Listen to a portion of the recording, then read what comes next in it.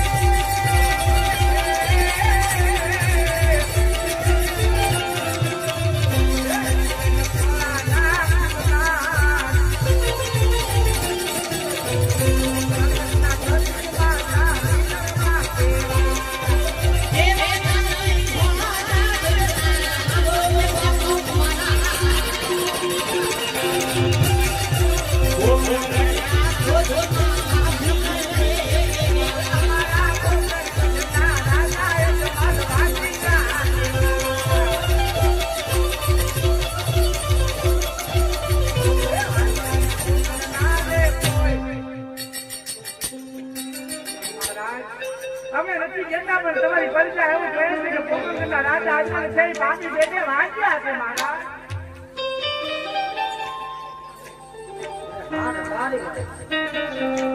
મારે તો વાંચતા નથી સુગુણા મારા ત્રણ દીકરી હું કઈ રીતે વાંચ્યો અરે મહારાજ તમે હજી વાતને સમજ્યા નથી એ વાત હજી તમે કાંઈ તમારા મગજની મારી પર હજી ઉતરી નથી મહારાજ કદાચ જે દીકરી હોય જે આંગણિયાની માલમાં નાની થાય નાનેથી મોટી થાય પછી સાસરિયાની માલ એ જ્યારે સાસરિયાની માલમાં જ્યારે વડાવ કેતી મહારાજ જ્યારે એને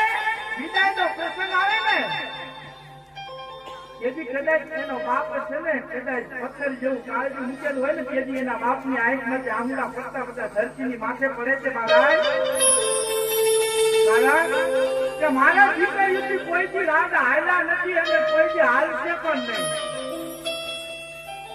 બાકી તમને એવું કઠણ કાળજું કરીને દીકરીને વળાવતા હોય ને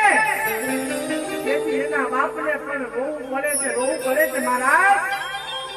કદાચ આવો મંડપ નાખે મંડપની માલમાં આયા કે દીકરીના 4 ફેરા ફરાય 4 ફેરા ફરી પછી પોતાના સાસરિયાની માલમાં ચાલી જાય પણ મહારાજ એક વાત યાદ રાખજો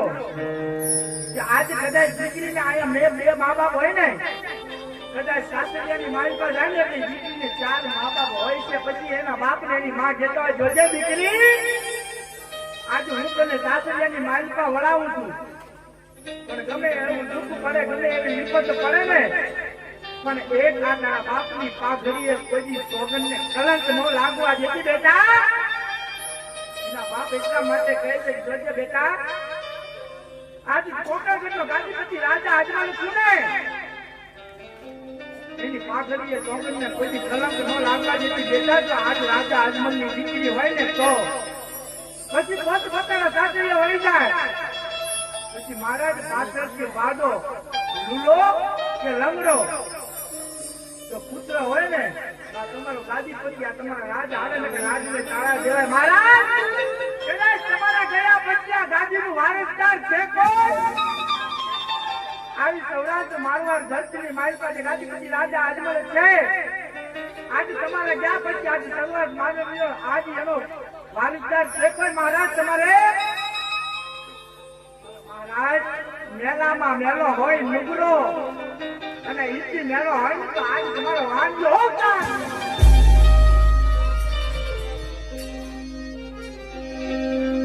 પણ મહારાજ આજ રબારીને જોકે બોલવામાં ભૂલ થઈ હોય તો માફ કરજો પણ મહારાજ આ જે તમારે આહુડા પડે છે ને આટલી મારી પાછી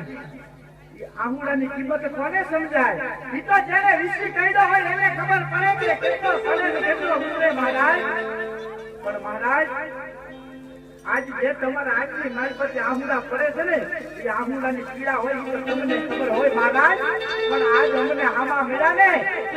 અને મારો ને મારા જીવભાઈનો રેલો આખો દિવસ બગડ્યો મહારાજ આખો દિવસ બગડ્યો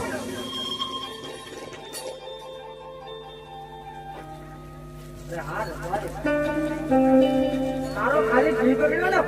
મારો આખો ધર્માનો બગડી ગયો એવું મને લાગે પણ મહારાજ હું એક માલધારીનો દીકરો છું મારી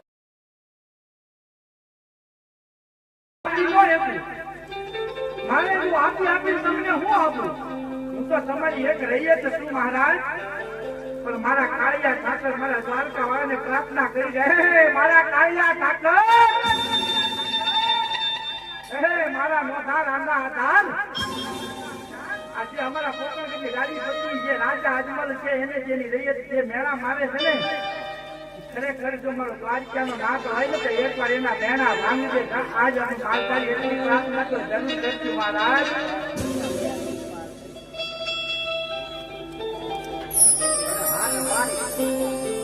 અને આ જવડા સુખની સહાય ભાઈ તો કાલ સવડા સુખને તમારા બધાનું આવું કહેવાય. કાલ તો હવે અમે જાશું, પણ આજ તો તમારો આખો દી બગડી છે ને, બરોબર ને ભાઈ? હાલો મોકલો. એ તેથી ભાટાનો ગામના માલપા